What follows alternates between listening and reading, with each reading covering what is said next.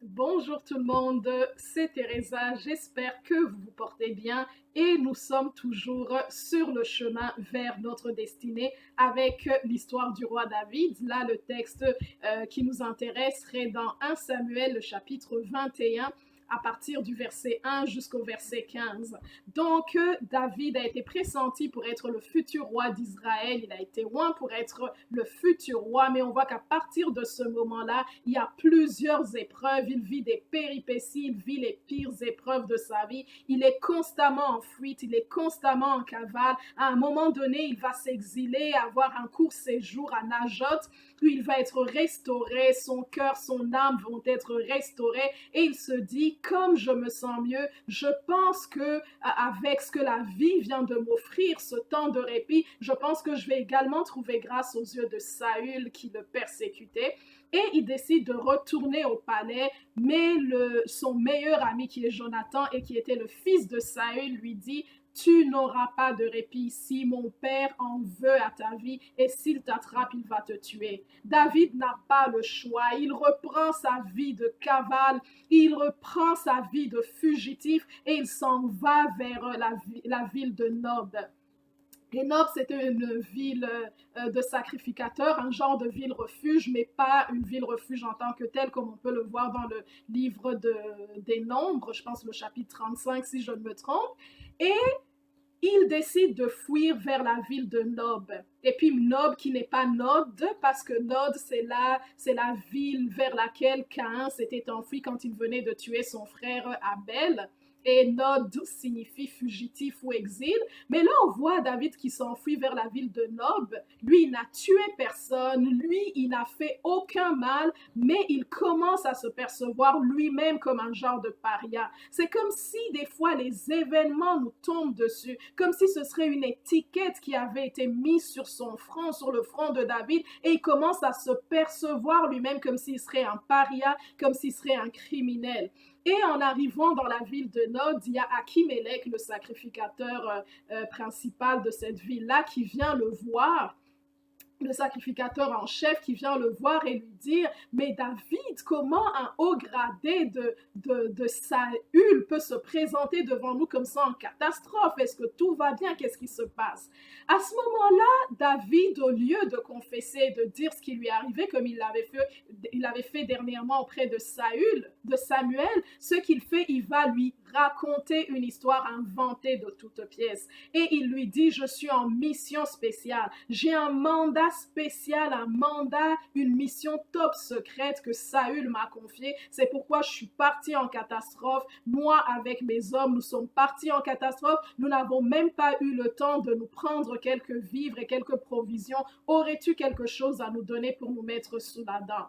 Et puis là, il y a le sacrificateur Achimélec, un bon sacrificateur qui lui donne les pains de proposition. Or, les pains de proposition, c'était des pains ou une nourriture qui était exclusivement réservée aux sacrificateurs. Mais il décide de faire valoir la loi de l'amour, la loi de la charité au-dessus de la loi cérémonielle et il lui donne les pains de proposition. Mais on va voir que ce mensonge et ce séjour, ce mini-séjour de David auprès d'Achimélec a coûté la vie d'Achimélec et de sa famille et de tous les sacrificateurs de Nob. Parce que quand Saül va l'apprendre, il va faire exécuter Achimélec, sa famille, ses fils, et il va exécuter 86 personnes en une seule journée. Et j'aimerais dire que lorsque nous sommes sur le chemin de notre destinée, les décisions que nous allons prendre, qu'elles soient grandes ou moindres, peu importe les décisions que nous allons prendre, elles auront des répercussions négatives ou positives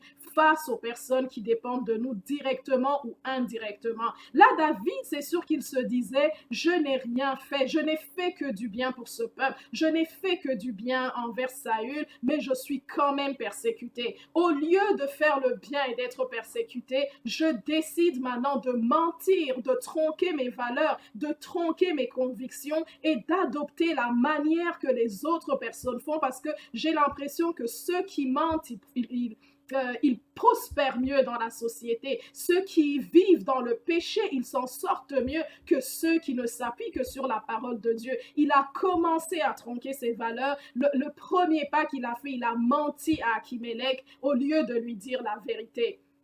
Et puis là, donc, le sacrificateur Achimélec lui avait remis les pains de proposition et lui avait également remis l'épée de Goliath, ce géant philistin du peuple des Philistins que David avait tué à un moment donné. Et en lui remettant cette épée, je ne sais pas ce qui s'est passé dans la tête de David, mais il décide d'aller se réfugier auprès des Philistins. Et quand on lit la Bible, on sait que les Philistins sont un peuple qui avait des valeurs complètement opposées aux valeurs du peuple de Dieu. D'ailleurs, on voit que David, le jour où il a confronté Goliath, il lui a dit, qui es-tu, toi, l'incirconcis, qui veut opprimer le peuple de Dieu? Et quand on parle d'incirconcis aussi dans la Bible, c'est la symbolique des païens ou des péchés, des gens qui ne se conforment pas à la parole de Dieu, qui n'épousent pas et n'embrassent pas les valeurs de Dieu. Donc, à ce moment donné, David avait symboliquement éradiquer le péché et l'opprobre et l'ignominie du péché sur le peuple de Dieu. Mais on voit ce même David à ce moment donné découragé de la vie. Peut-être il s'est dit à l'église ça ne fonctionne pas. J'ai pensé qu'à l'église on pouvait m'aider. J'ai pensé qu'un sacrificateur pouvait m'aider. J'ai pensé que Dieu pouvait m'aider. Mais comme je vois que Dieu ne m'aide pas, comme je vois que ça ne fonctionne pas cette histoire de Dieu, comme je vois que ça ne fonctionne pas ce que je lis dans la Bible, je n'ai pas de réponse immédiate. Je décide de retourner, de tronquer mes valeurs parce que je vois que les personnes qui adoptent des valeurs qui ne sont pas de Dieu prospèrent. Je vois les gens mentir et prospérer. Je vois les gens faire des magouilles et prospérer. Je vois des gens faire des compromis et prospérer. Donc, il se dit, je décide d'aller élire, de demander asile et refuge auprès des Philistins. Mais quand il arrive, écoutez, tout le monde le reconnaît. On dit, n'est-ce pas lui, David, qui avait tué notre héros national? Et on prend David, on l'emmène auprès de leur roi qui s'appelait Akish, et on dit, c'est David, le roi d'Israël, qui avait tué notre héros national. Et David, pour s'en sortir, il n'a pas le choix que de feindre le fou. Il laisse couler la bave sur sa barbe, il marche, il se comporte comme quelqu'un qui aurait complètement perdu la tête. Et là, j'aimerais dire à une personne, si à un moment donné tu as connu Dieu, si à un moment donné tu as vécu la communion avec Dieu et tu décides de retourner dans les valeurs mondaines, tu décides de retourner dans le monde, le diable va t'humilier. Il n'attend que toi pour t'humilier. Il n'attend que toi pour te tuer. On voit que la condition de David durant ce temps de cavale devient pire, parce que là, il feint le fou. Il marche comme un fou sur les rues sur lesquelles il est censé régner, censé devenir roi. Il marche comme un fou, on le méprise, on ne veut même pas le tuer parce qu'on se dit, il ne vaut rien, il est moins que rien.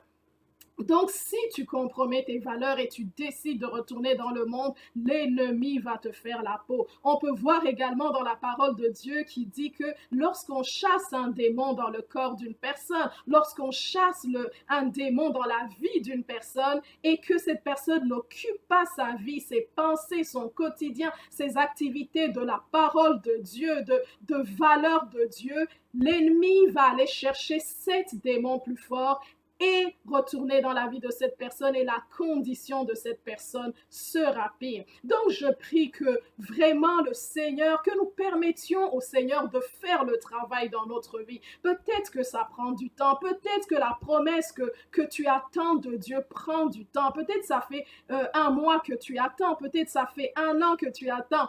Peut-être ça fait plusieurs années que tu attends, mais persévère. Ne permets pas que l'œuvre de Dieu, l'œuvre que Dieu est en train de faire dans ta vie échoue. On va voir même dans le livre de Jérémie 18, si je ne me trompe, le chapitre 18, on voit qu'on parle de la maison du potier. C'est sûr que le contexte est différent, mais Dieu demande à Jérémie d'aller dans la maison du potier et d'observer. Et on voit le potier qui est en train d'élever l'argile sur la tour. Il est en train de modeler, de façonner le vase. Mais à un moment donné, comme cela arrive à l'argile, elle échoue entre les mains du potier.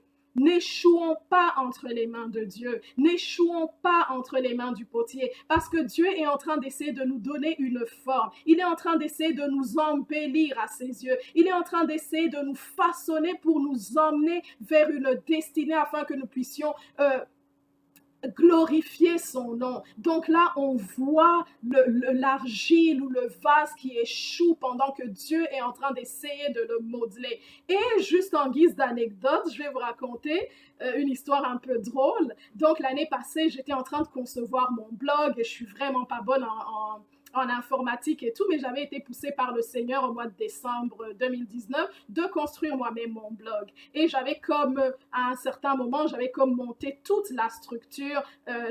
Si je peux illustrer, c'est comme si je bâtissais une maison qui avait la fondation, les murs étaient montés, les portes étaient là, les fenêtres étaient là, mais l'intérieur était complètement vide, il n'y avait aucun meuble, il n'y avait aucun équipement, il n'y avait pas de décoration, il n'y avait pas de peinture, il n'y avait absolument rien.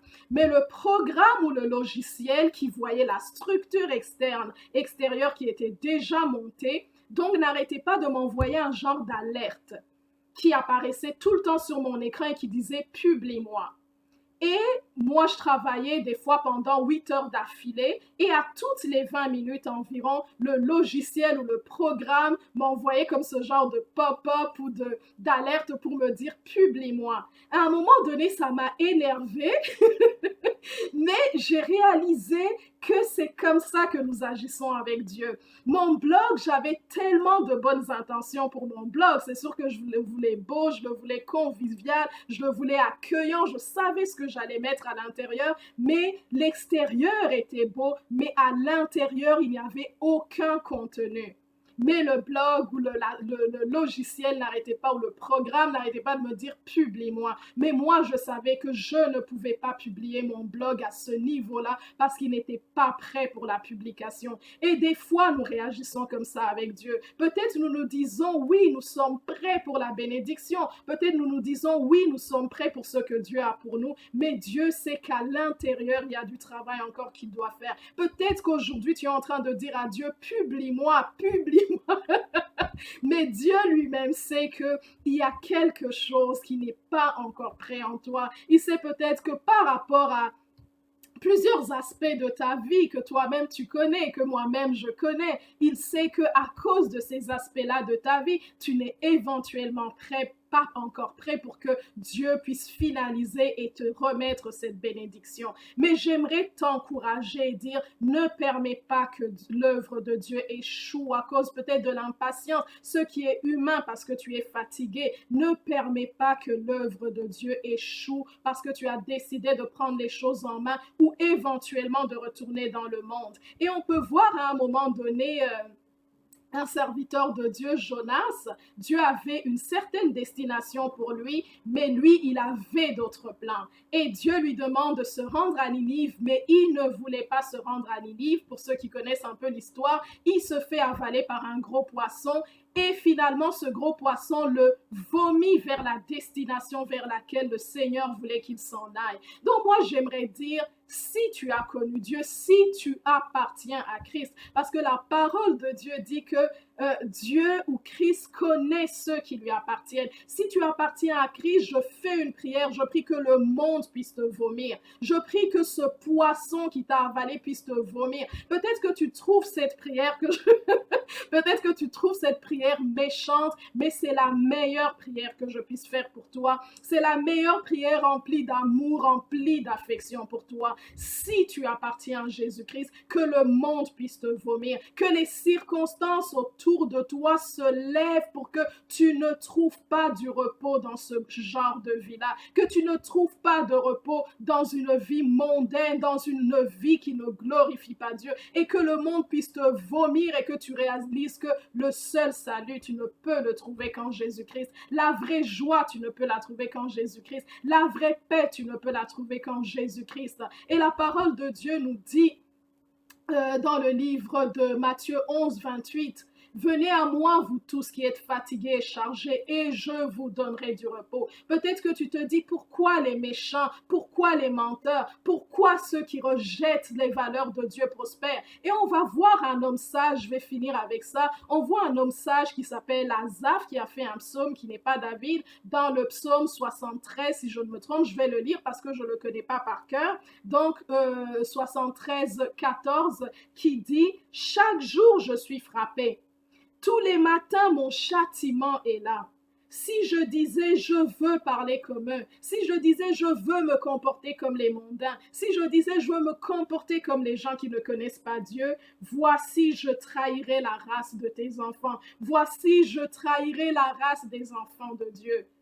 Ne pense pas que tu peux t'en sortir en essayant de copier les valeurs du monde. Je prie que Dieu te garde, je prie que Dieu nous encourage, je prie que la force de Dieu soit ton partage, que tu persévères, peu importe les épreuves, et je sais que nous allons y arriver. Donc Dieu vous bénisse et que Dieu vous garde et continuons par la grâce de Dieu vers le chemin de notre destinée. Que Dieu vous bénisse et que Dieu vous garde. C'est Teresa. Bonne semaine.